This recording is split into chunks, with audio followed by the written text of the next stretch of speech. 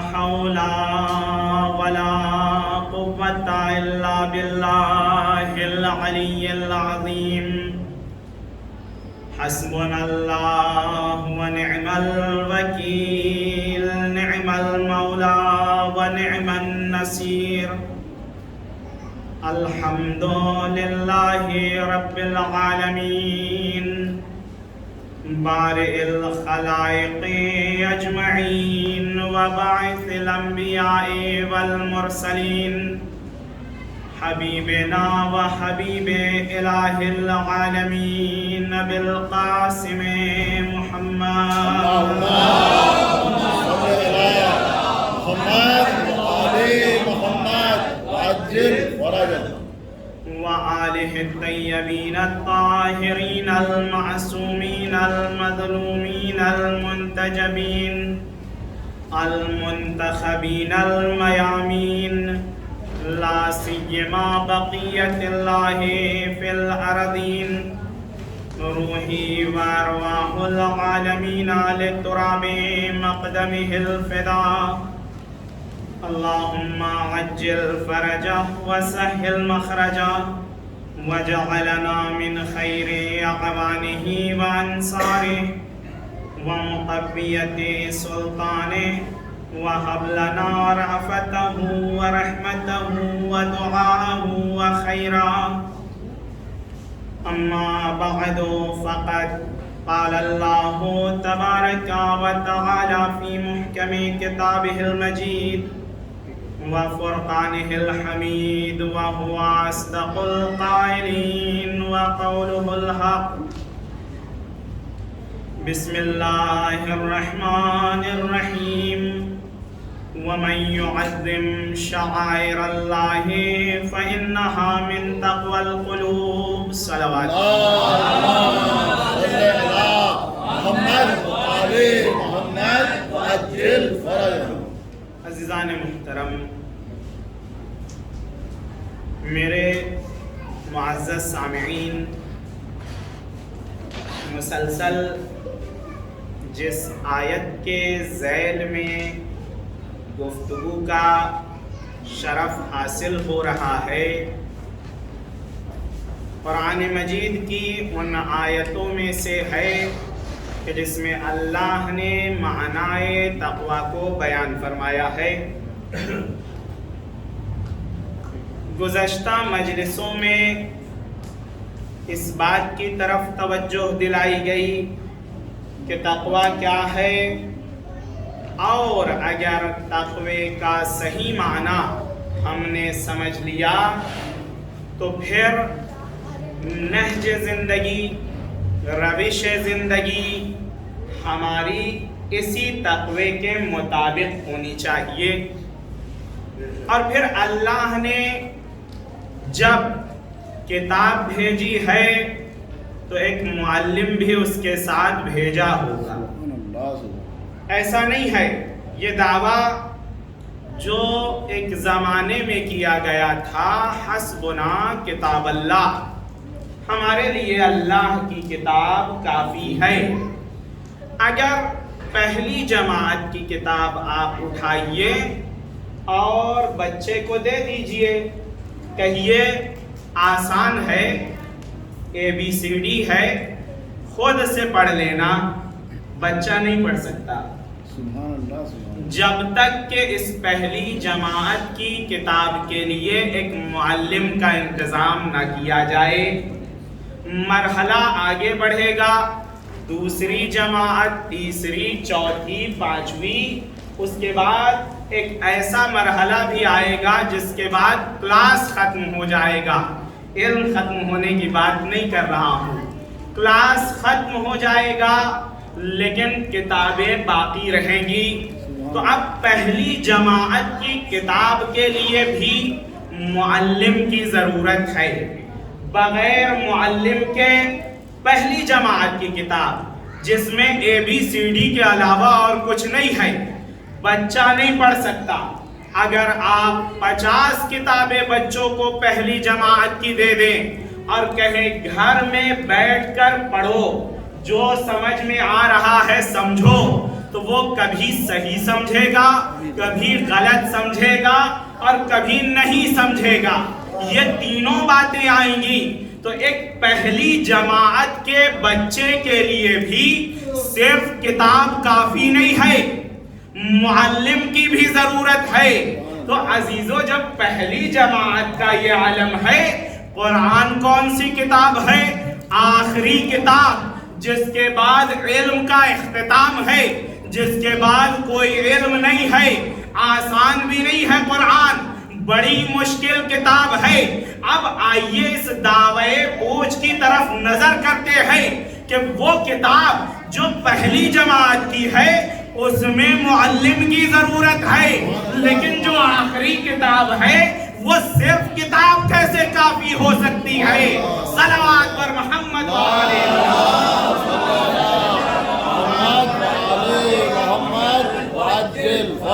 جب پہلی جماعت کی کتاب کافی نہ ہوئی بغیر معلم کے، تو آخری جماعت جس کے بعد کوئی جماعت نہیں ہے بلکہ جس کے بعد کوئی علم ہی نہیں ہے، وہ کتاب بغیر معلم کے کیسے کام آئے؟ اب یہی پروپیگنڈا تھا کہ کتاب اور معلم کو جدا کر دیا جائے. جب کتاب اور معلم جدا ہو جائیں گے پھر کتاب وہی بولے گی جو ہم چاہتے ہیں. جب تک معلم ساتھ میں ہے تو کتاب وہ بولے گی جو اس کا معلم بولے گا، کتاب وہ کہے گی جو اس کا معلم بتائے گا. لیکن اگر ہم نے کتاب سے معلم کو جدا کر لیا پھر ہم کہیں گے جو وہی کتاب سے نکلے گا. بھئی آج رسول اللہ نے کیا فرمایا تھا؟ 73 فرقے سبھی تو کتاب کا دعویٰ کر رہے ہیں. قرآن ہماری کتاب ہے، ہم بھی کہہ رہے ہیں، وہ بھی کہہ رہے ہیں، سارے مسلمان یہی کہہ رہے ہیں، سب کتاب کو مان رہے ہیں اور اپنی باتوں کی دلیل بھی اسی کتاب سے دے رہے ہیں. بڑا حسین فقرہ ہے.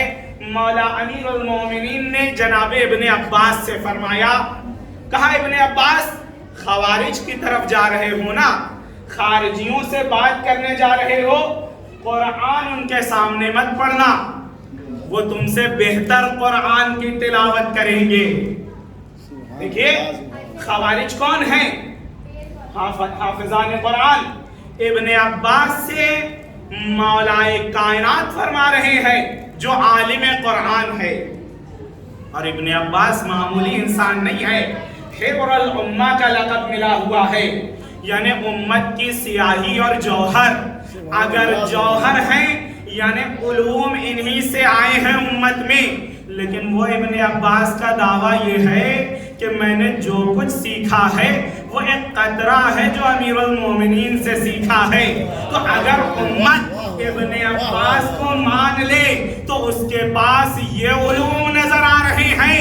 جس نے ڈائریکٹ علی کو مانا اس کا کیا عالم ہوگا؟ صلوات محمد صلی اللہ محمد علی محمد. خوارج کے پاس جا رہے ہو، ان کے سامنے قرآن مت پڑھنا، یہ قرآن آپ سے بہتر پڑھیں گے. بلکہ اگر دلیل پیش کرنی ہے تو ان کے سامنے سنت رسول کو پیش کرنا. اس کا مطلب یہ ہے دلیل میں ہمیں سنت کو پیش کرنا ہے. نبی کی جو سنت ہے اسے اپنانا ہے، اور جس سے نبی نے روک دیا ہے، منع کر دیا ہے، اس سے دور ہو جانا ہے. تو اب اگر حقیقی مسلمان کو دیکھنا ہے تو یہ مت دیکھنا کہ وہ یہ کہے کہ ہم قرآن کے ماننے والے ہیں، بلکہ نظر کرنا کہاں کہاں سنت رسول پر عمل ہو رہا ہے، کہاں عمل نہیں ہو رہا ہے. اگر رسول حسین پر روئے ہیں تو یہ سنت رسول ہے. اب اگر کوئی مجلس میں نہیں آ رہا ہے اس نے سنت رسول کا انکار کیا ہے.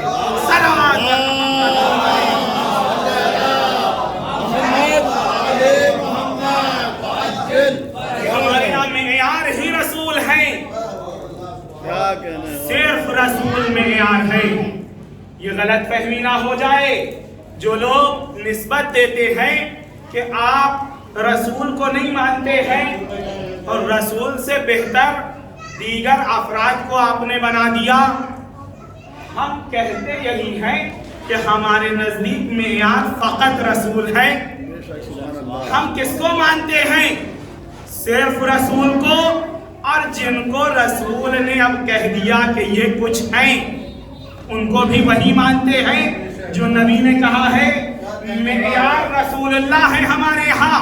ہم نے اگر کسی کو دیکھ لیا کہ رسول سے خیانت کر رہا ہے، کیونکہ رسول ہماری نظر میں عزیز ہے، اب وہ ہماری نظر میں ذلیل ہو جائے گا۔ کیوں؟ معیار رسول ہے۔ اور اگر کوئی ایران سے بھی آ کر رسول کو مان لے تو ہم اپنی جانیں اس سلمان پر قربان کرنے کے لیے تیار ہیں۔ صلوات پر محمد وآلہ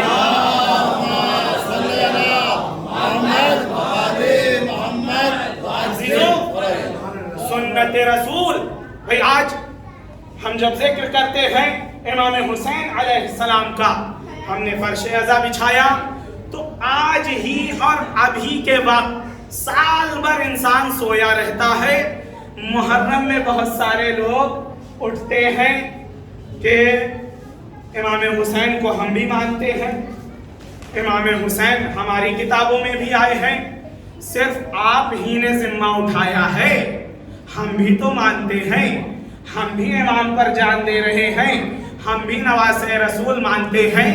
اس طرح کی آوازیں گوشہ و کنار سے سنائی دے گی آپ کو اور کتابوں تک درج ہو گئی ہیں۔ لیکن عزیزو، کیا صرف امام حسین کے فضائل بیان کرنا امام حسین کے ماننے کی دلیل ہے؟ بھائی یہ تھے ہی ایسے کہ تم ان کے عیب نہیں ڈھونڈ سکتے، ان کے فضائل ہی تمہیں ملیں گے، وہ تو آپ کی مجبوری ہے کہ آپ ان کے فضائل کتاب میں بیان کر رہے ہیں۔ صرف فضائل بیان کرنا کافی نہیں ہے۔ آئیے، امام حسین کشتی نجات ہے نا، اسی سے ایک مثال جو کہ علماء نے اپنی کتابوں میں بیان کی ہے، اس مثال کو سمجھیے، خود بخود سمجھ میں آ جائے گا کون حسین کو مانتا ہے اور کون نہیں مانتا۔ کہا آپ گئے دریا کے کنارے، جب دریا کے کنارے گئے طوفان آنے والا ہے، ایک کشتی کھڑی ہے۔ اب دو طرح کے لوگ یہاں پر نظر آئے۔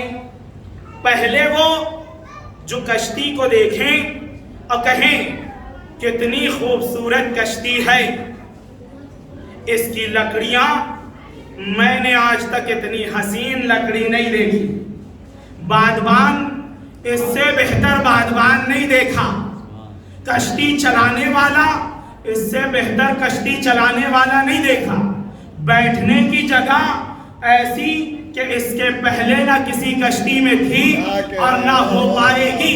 کشتی کی تعریف کرنا شروع کرے یہ فرد اور بہت تعریف کرے، 50 جلد کتاب لکھ ڈالے اس کشتی کی تعریف میں۔ یہ ایک فرد، دوسرا فرد کچھ نہ بولے، کشتی میں بیٹھ جائے اور کہے مجھے اس کشتی پر اتنا بھروسہ ہے، اب جیسے یہ ہلے گی میں بھی ہلوں گا، جہاں یہ جائے گی میں بھی جاؤں گا، جیسے یہ رکے گی میں بھی رکوں گا۔ ایک کشتی کی تعریف کر رہا ہے اور ایک کشتی میں سوار ہو گیا ہے۔ اب حسین کو مانتا کون ہے؟ امام حسین نجات کی کشتی ہے۔ کچھ لوگوں نے اپنی کتابوں میں اس کشتی کی بڑی تعریف لکھی، حسین ایسے، حسین ویسے، حسین کے یہ فضائل۔ یہ حسین کو نہیں مانتے، بلکہ حسین کو ماننے والے وہ ہیں جو حسین کی تعریف بھی کر رہے ہوں اور اس کشتی نجات میں سوار بھی ہو گئے ہوں، یعنی حسین کی باتوں کو بھی مان رہے ہیں اور حسین کو بھی مان رہے ہیں۔ صلوات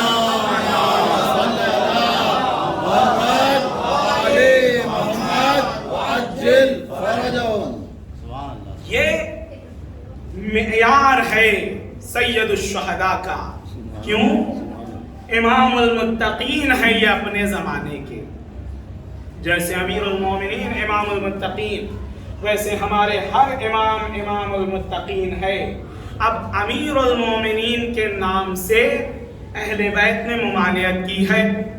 کہا ہم بھی امیر المومنین کہہ سکتے تھے، لیکن اگر ہمارے جد کو نہ کہا گیا ہوتا. راوی آتا ہے آنے کے بعد کہتا ہے مولا آپ بھی تو امیر المومنین ہیں، چھٹے امام کی خدمت میں آپ بھی امیر المومنین ہیں.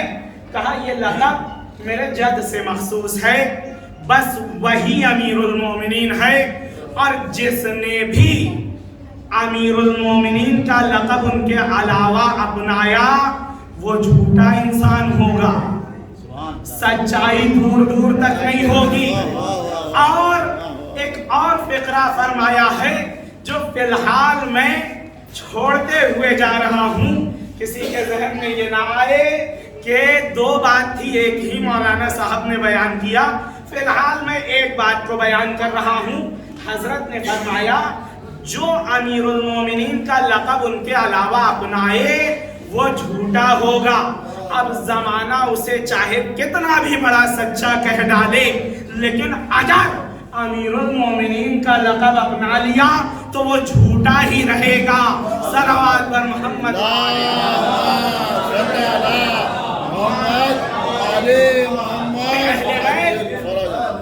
کلنا نور واحد، سب ایک نور ہے.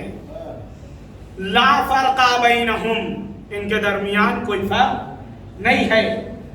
ہم اسی لیے تو فخر سے کہتے ہیں کہ ہمارے اہل بیت میں نہ کلام میں کوئی فرق، نہ مزاج میں کوئی فرق، نہ بچپن میں کوئی فرق، نہ جوانی میں، نہ بڑھاپے میں.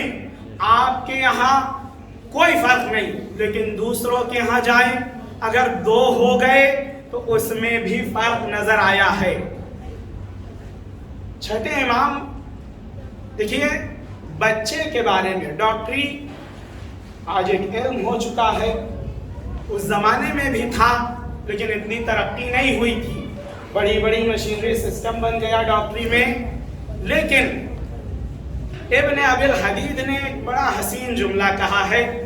ابن ابی الحدید نہج البلاغہ امیر المومنین کا ایک شاہکار. اس کی جو شرح لکھی گئی ہے ان میں ایک شرح ابن ابی الحدید کی ہے، شرح نہج البلاغہ، جس کو شرح معتزلی بھی کہا جاتا ہے. عبد الحمید ابن ابی الحدید اس کی شرح. اس نے اپنی شرح میں ایک بات کہی، کہا سارے موضوع علی نے چھین لیے ہیں، اب قیامت تک کوئی کسی بھی موضوع پر بات کر لے اس سے پہلے علی اس موضوع کو کامل کر کے گئے ہیں. کیا کہنے ہیں، واہ واہ. ہوتا ہے نا اگر آپ ایک شعر کی ایک مجلس کی تیاری کر کے آئیں اور آپ سے پہلے جائے کوئی اسی شعر اور اسی مجلس کو پڑھ دے، اب اگر شاعر ہے فوراً ذہن ادھر ادھر ہونے لگتا ہے اب کیا پڑھیں مناسبت سے. اور اگر مولانا حضرات پھنس گئے ہوں ان کا بھی ذہن جوال ہو جاتا ہے کہ جو مجھے پڑھنا تھا وہ مجھ سے پہلے پڑھا جا چکا ہے، اب مجھے کیا پڑھنا ہے. امیر المومنین نے یہ ایک سائیکولوجک اثر بھی ہے، امیر المومنین نے کوئی موضوع تشنا چھوڑا ہی نہیں. اس لیے بعد والے جتنے بھی آئے جنہوں نے بھی اس گفتگو کو کیا ہے سب کی زبان میں لکنت نظر آئی ہے. کیوں؟ اس لیے کہ اس سے کامل کلام امیر المومنین بیان کر کے گئے ہیں. اب جو کچھ بھی بولا جائے وہ اس سے کم درجے کا کلام ہوگا، اور جب کلام کم درجے کا ہوتا ہے تو لکنت خود بخود زبان میں آ جاتی ہے. صلوات محمد وعلی محمد وعجل فرجهم. تمام علوم امیر المومنین بیان کر کے گئے. ڈاکٹری اس زمانے میں بھی تھی آج بھی ہے. چھٹے امام سے پوچھا گیا، دیکھیے یہ ایک ایسا مسئلہ ہے جو علم طب سے مخصوص ہے، لیکن 18ویں سینچری میں اس کو کشف کیا گیا۔ کیا کہنا ہے؟ امام صادق علیہ السلام اس زمانے میں بیان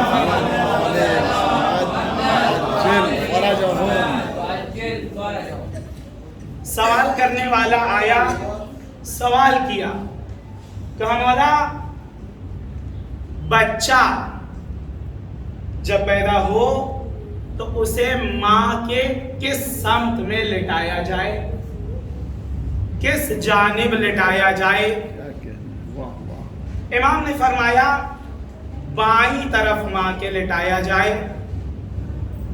بہرحال یہ بات ختم ہو گئی، مرحلہ آگے بڑھا۔ امام مالک ابن انس وہ بھی اسی زمانے میں تھے جس زمانے میں چھٹے امام زندگی گزار رہے تھے۔ امام مالک ابن انس آخری جو مدت تھی وہ امام کے دور میں تھی، امام کے آخر کے سال۔ البتہ کچھ لوگوں نے ترتیب میں ان کو کافی آخر میں تقریباً 47 سے 50 سال کے بیچ میں یہ بھی ذکر کیا ہے، لیکن امام کے دور میں بھی ایک نقل ہے، جو بھی مان لیا جائے امام کے دور میں یا امام کے بعد۔ امام مالک کے پاس لوگ آتے ہیں، آنے کے بعد کہتے ہیں کہ چھٹے امام جعفر ابن محمد علیہ السلام نے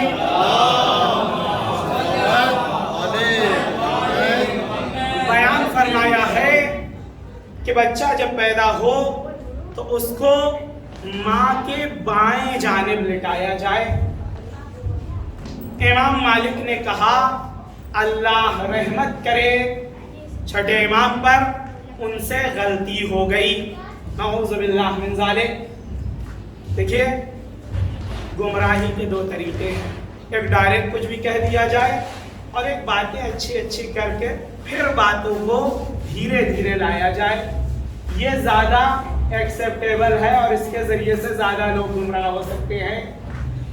کہا اللہ رحمت کرے ان پر، ان سے غلطی ہو گئی۔ دایاں جانب بابرکت ہے، اس لیے بچے کو دائیں جانب لٹانا چاہیے۔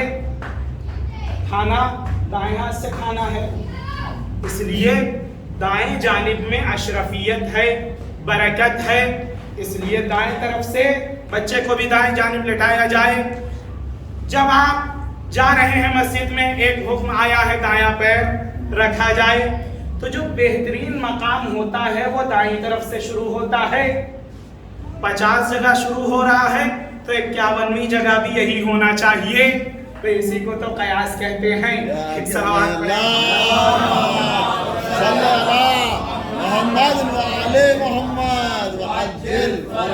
کسی انسان کے 4 بیٹے لائق ہوں تو 5واں بھی لائق ہی نکلے گا، اس میں بھی قیاس ہونا چاہیے۔ اگر کسی کے 2 نالائق ہوں تو تیسرا بھی نالائق ہی نکلے گا، اس میں بھی قیاس ہونا چاہیے۔ نہیں، اپنے مطلب والے میں نہیں ہوگا۔ جہاں اسلام کا معاملہ ہے، اسلام ویسے بھی مظلوم ہی ہے، جہاں اسلام کا معاملہ ہے وہاں قیاسات چل رہے ہیں۔ بہرحال کہا بائیں جانب نہیں ہونا چاہیے، دائیں جانب بچے کو لٹایا جائے، یہ اشرف مقام ہے۔ بائیں جانب ان سے غلطی ہو گئی، کس سے؟ چھٹے امام سے۔ یہ بولنے کے لیے بھی جرأت چاہیے۔ جس کو دیکھ رہے ہیں صبح و شام کہ اس کے علم کیا ہے، علوم اہل بیت کو کس طرح سے تقسیم کیا ہے، اس کے بارے میں اگر کوئی یہ کہے بہت جرأت چاہیے۔ بہرحال کہہ دیا، اور اب جب کہہ دیا تو پیچھے بھی نہیں ہٹنے والے۔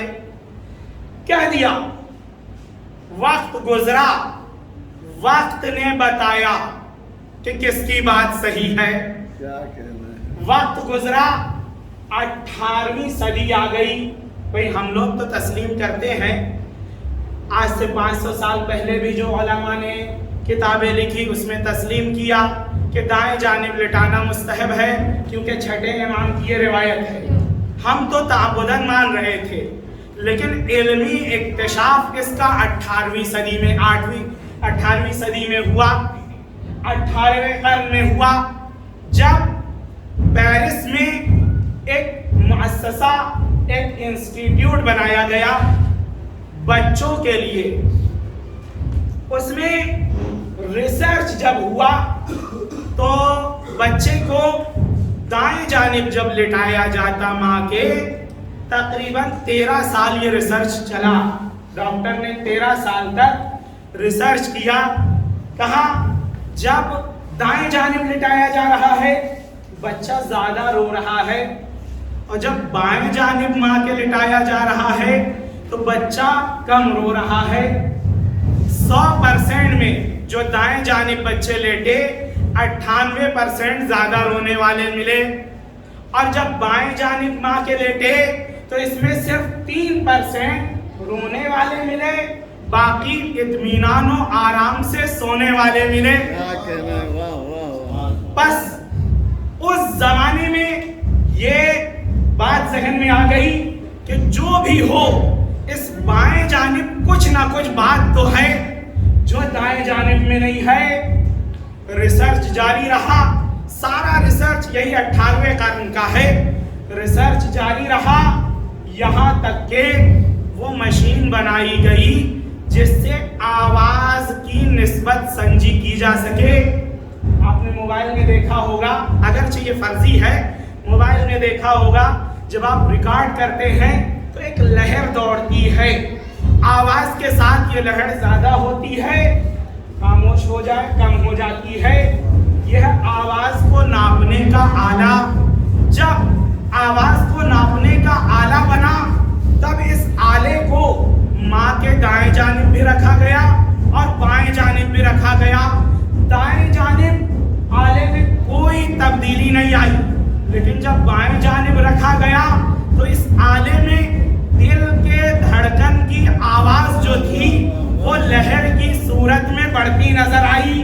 اب ریسرچ اور آگے ہوا، جب اور آگے ہوا کہا بچہ جب ماں کے پیٹ میں ہوتا ہے تو اس کا کان کس جانب ہوتا ہے؟ کہا اس کے کان میں ڈائریکٹ دل کی آواز جاتی ہے، دل دھڑکنے کی آواز جاتی ہے۔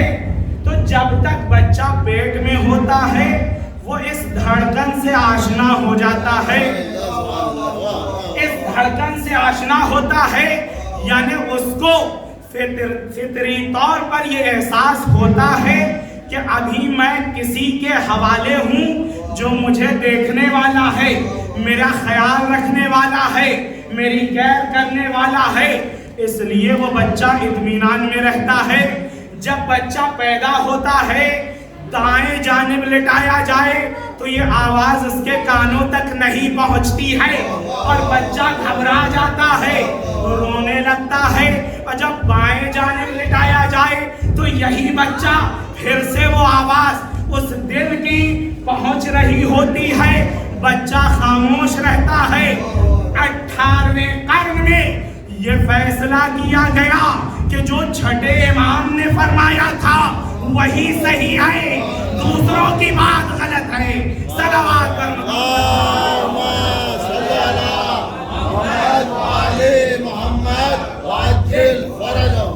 بھائی آپ ان کو سکھائیں گے جن کو اللہ نے سکھانے کے لیے بھیجا ہے۔ رسول اللہ نے کیا فرمایا؟ لا يعلمهم فإنهم أعلم منكم۔ میرے اہل بیت کو سکھانے کی کوشش مت کرنا، یہ تم سے بہتر جانتے ہیں۔ جب وقت پڑے گا دین کو بچانا ہوگا، 10 سال زندان میں چلے جائیں گے پھر بھی دین کو بچا کر رہیں گے، کیونکہ انہیں پتا ہے میرے باہر رہنے سے دین بچے گا یا میرے زندان میں جانے سے دین بچے گا۔ کل گفتگو ہو رہی تھی، طب کی بات نکلی، کرونا زور و شور میں ہے، ایک دوا دیکھیں، میں نے اپنا جو دعویٰ کیا تھا اسی کی دلیل دے رہا ہوں۔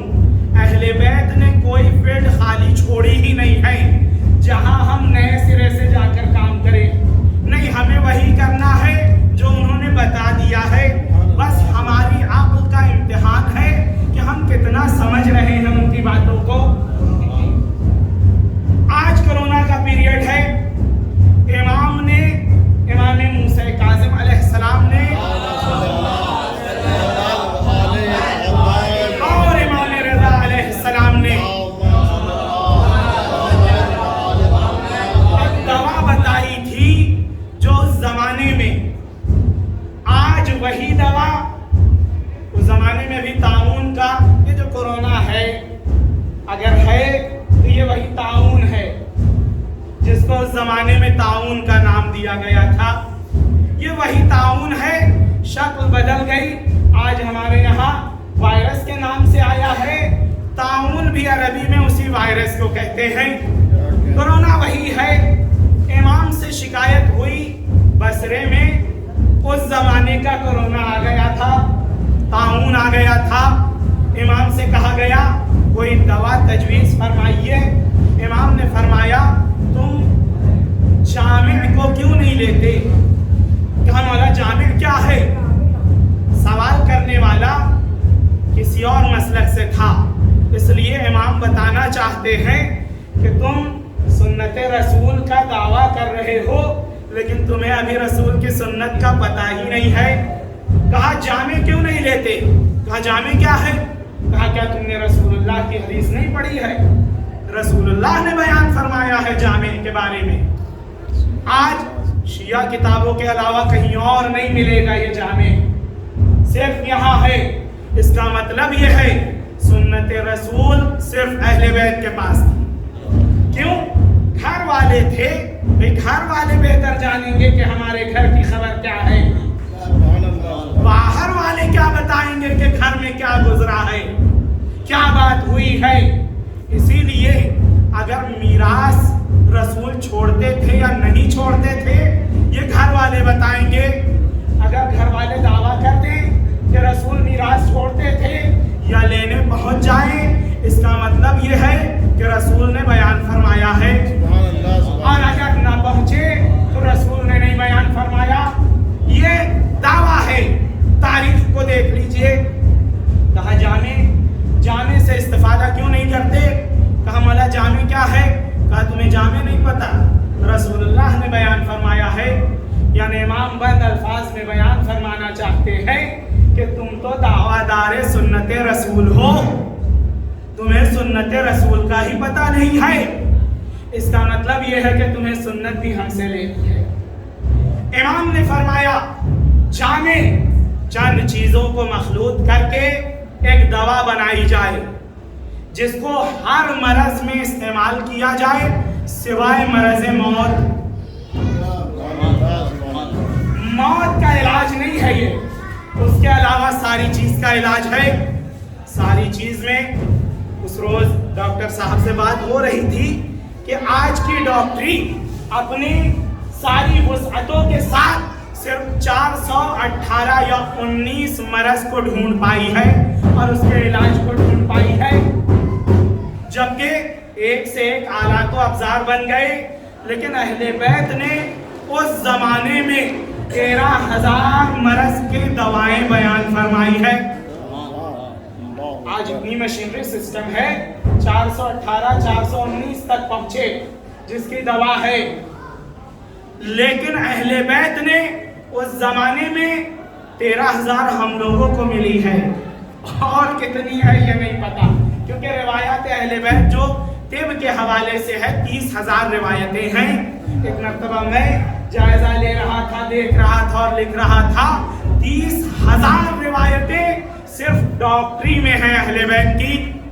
लाइए एक ऐसा डॉक्टर जिसके पास 1,000 नुस्खा हो। आज स्पेशलिस्ट हो गए हैं, अगर किडनी का है तो किडनी ही का रहेगा, ब्रेन का है तो ब्रेन आम हो जाएगा, स्पेशलिस्ट एक चीज का होगा। अहले बैत ने स्पेशलिस्ट की कहाँ बयान की?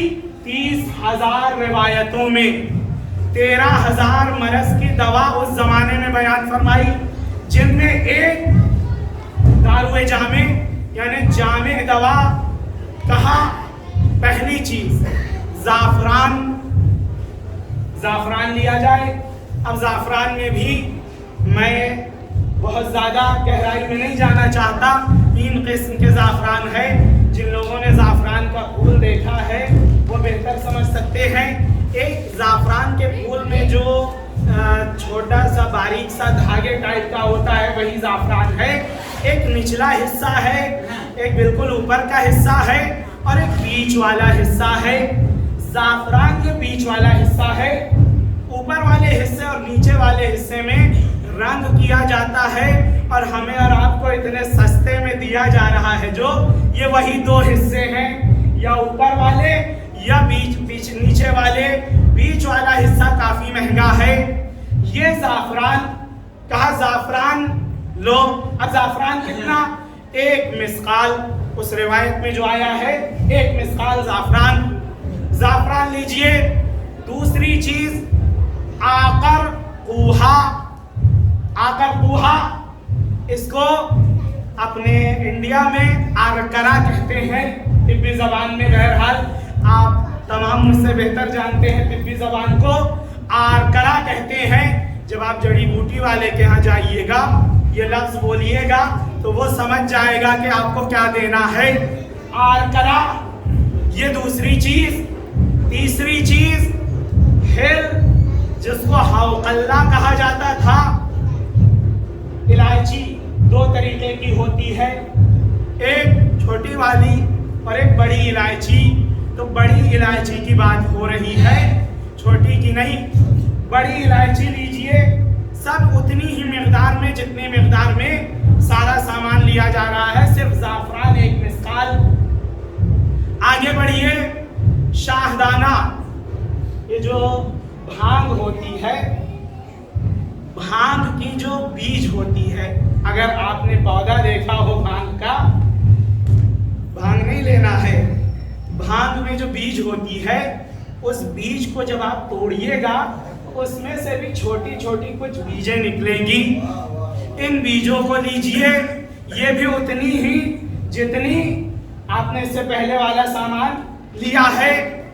5ویں چیز فلفل سیاہ, یعنی یہ کالی مرچ جو ہمارے اور آپ کے سامنے ہے, جس کو فلفل ابیض عربی میں فلفل کہتے ہیں.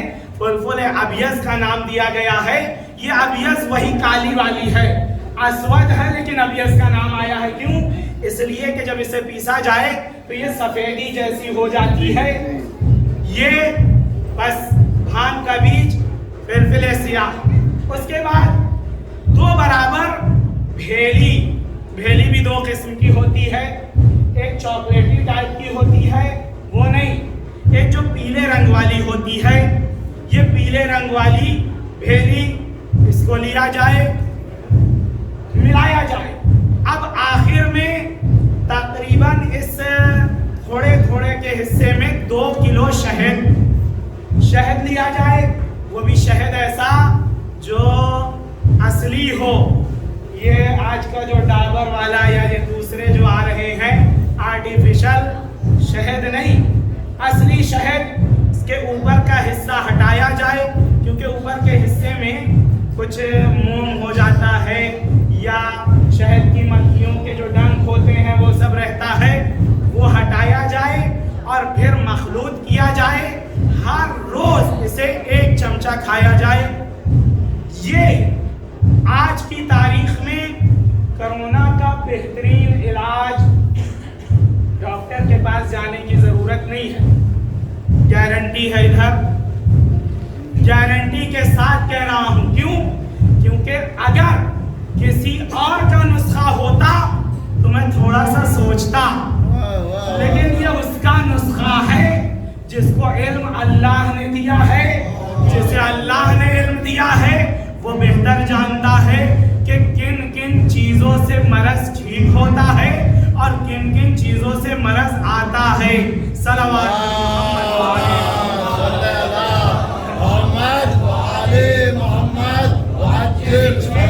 ایک چیز میں بھول گیا, وہ بھی بتاتا چلوں.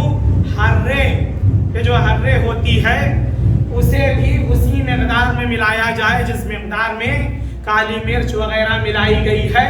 یہ ہررے کو بھی، کیونکہ ہررے کی جو خاصیت ہے آج اطباء کہتے ہیں بڑی الائچی اور ہررے، بڑی الائچی آپ بہرحال وقت نہیں ہے، اہل بیت نے کیا بیان کیا ہے بہار الانوار کی تیسری جلد کو اگر آپ دیکھیں تو اس میں طبیب ہندی ہندوستان کا جو ڈاکٹر تھا وہ چھٹے امام سے مناظرے کے لیے گیا ہے، اس لیے مناظرے کے لیے کہا آپ کو میں کچھ ڈاکٹری کے حوالے سے سکھانا چاہتا ہوں۔ امام نے فرمایا بسم اللہ، کہا ہمارے ملک میں ایک ایسی دوا ہے جو یہاں نہیں ہوتی، آپ کو اس بارے میں نہیں پتا ہے۔ امام نے فرمایا وہ کیا ہے؟ اس نے ہررے کا ذکر کیا، ہررے ہندوستان میں ہوتی ہے، باقی ہر جگہ سے جاتی ہے۔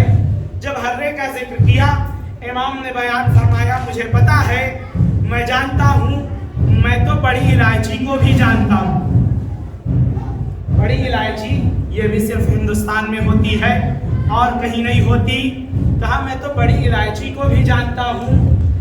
بڑی الائچی کے متعلق اہل بیت چھٹے امام نے ایک مناظرہ کیا ہے، کہا میں بڑی الائچی کی تجھے خاصیت بتاتا ہوں۔ چھٹے امام بیان فرما رہے ہیں جو ظاہری طور پر ہندوستان نہیں آئے ہیں، نہ یہاں سے کوئی جڑی بوٹی ان کے پاس گئی ہے، نہ پودا دیکھا ہے ظاہری طور پر، وگرنہ تو ساری دنیا کو بنتے ہوئے انہوں نے دیکھا ہے۔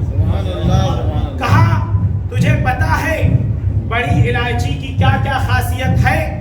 بیان کرنا شروع کیا کہ اس میں جو شاخیں نکلی ہوئی ہے اس کا کیا فائدہ ہے، اس کے اندر جو بیج ہے یہ اتنے بیج ہوتے ہیں اور اس کے بعد کچھ سفید ہوتے ہیں، کچھ بہت کالے ہوتے ہیں، کچھ زرد مانند ہوتے ہیں۔ ان تینوں کی الگ الگ خاصیت ہے، کالے والے کس مرض میں کام آئیں گے، سفید والے کس مرض میں اور زرد والے کس مرض میں۔ امام نے بیان کیا تیسری جلد بہار الانوار کی 150 صفحے میں امام نے صرف بڑی الائچی کے بارے میں بیان کیا ہے۔ ہم سے اور آپ سے کہا جائے ایک پیج بیان کریے، 150 صفحے میں، وہ بھی عام آدمی کے سامنے نہیں، وہ جو خود طبیب ہے اس کے سامنے 150 پیج میں بہار الانوار موجود ہے۔ آپ دیکھ سکتے ہیں رسالہ اہلیلیجیہ کے نام سے مشہور ہے۔ 150 پیج میں امام نے بڑی الائچی کے فوائد بیان کیے اور اس کے بعد اسی بڑی الائچی کے ذریعے سے توحید کو ثابت کیا ہے، اللہ کی وحدانیت کو ثابت کیا ہے۔ تو اب آپ سمجھے ہمارے اہل بیت کون ہیں؟ اگر چاہیں تو ایک الائچی سے توحید ثابت کر سکتے ہیں۔ صلوات پر محمد وآلہ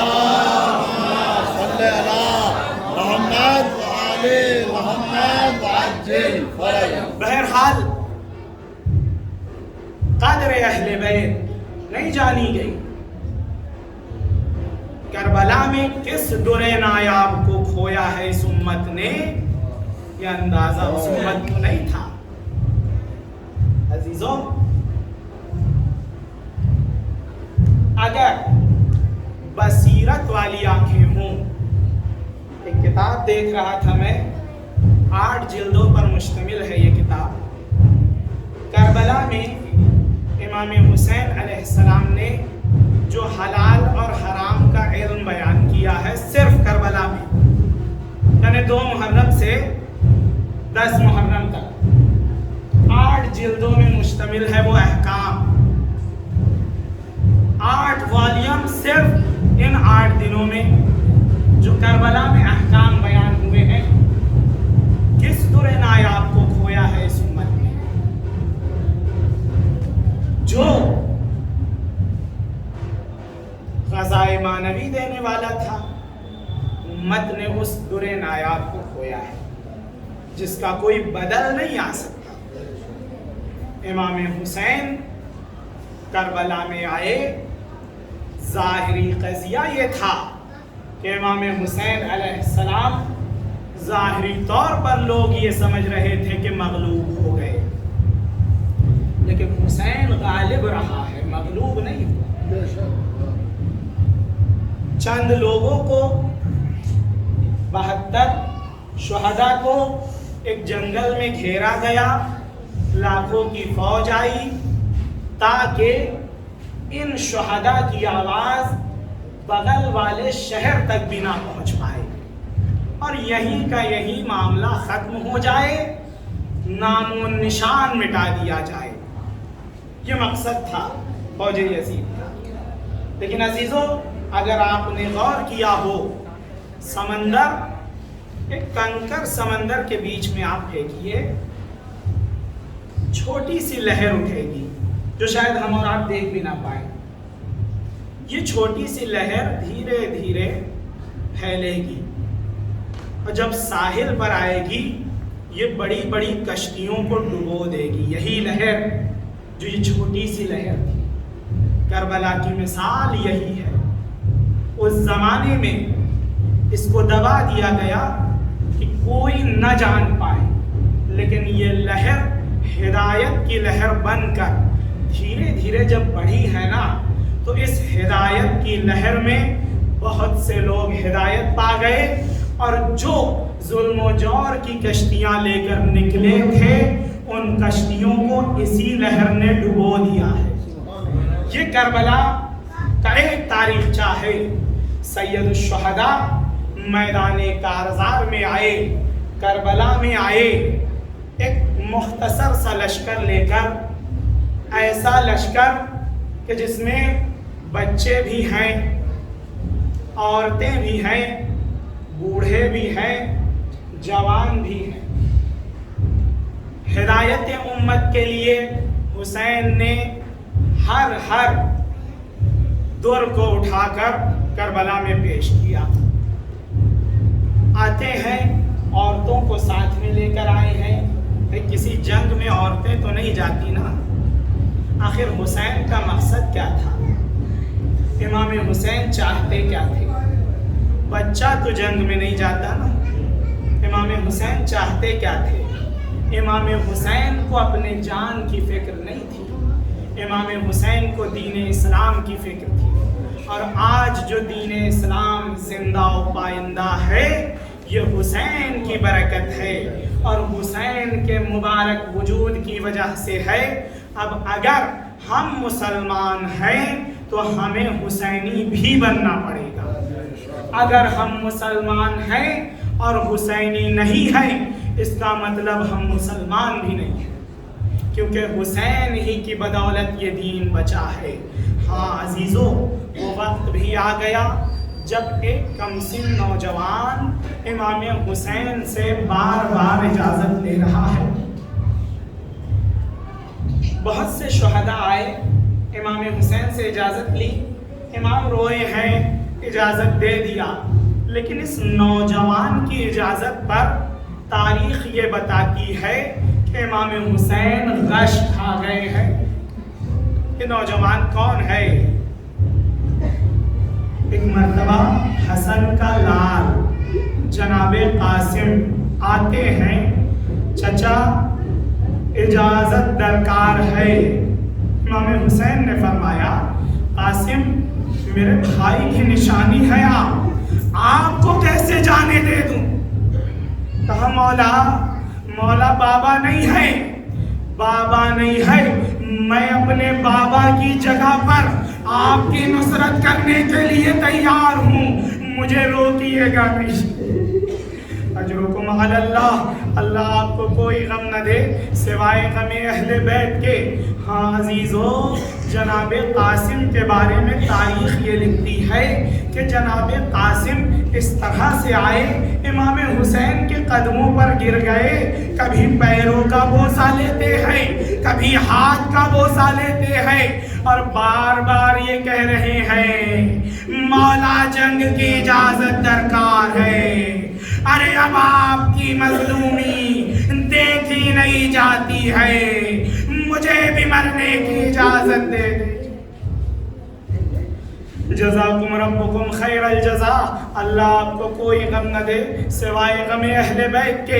ایک مرتبہ امام حسین نے فرمایا جاؤ اپنی والدہ سے اجازت درکار ہے, اے والدہ سے اجازت طلب کر لو. ایک مرتبہ جناب قاسم ایک چہرے پر آثار پریشانی خیمے میں آتے ہیں. ماں نے کہا قاسم چہرے پر پریشانی کے آثار ہے. کہا چچا اجازت نہیں دے رہے ہیں, ارے جنگ کی اجازت نہیں دے رہے ہیں.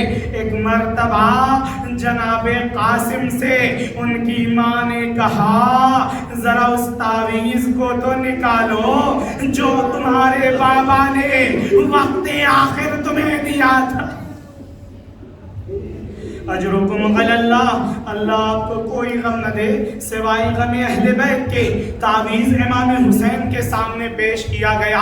جب امام حسین کے سامنے تعویذ پیش ہوا, امام نے تعویذ کو کھولا.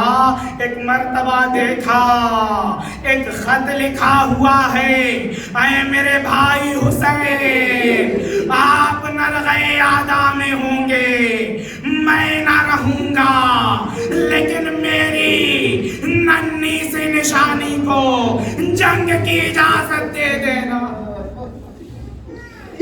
جزاکم ربکم خیر الجزا. اللہ آپ کو کوئی غم نہ دے سوائے غم اہل بیت کے. عزیزو جناب قاسم کو جب اجازت ملی ہے, ایک مرتبہ امام حسین نے جناب قاسم کو تلوار حمائل کی, لیکن عزیزو تلوار کا قد بڑا تھا. جناب قاسم کم سنی کی عمر میں تھے. وہ تلوار جناب قاسم کے کمر پر صحیح سے نہیں آ رہی تھی.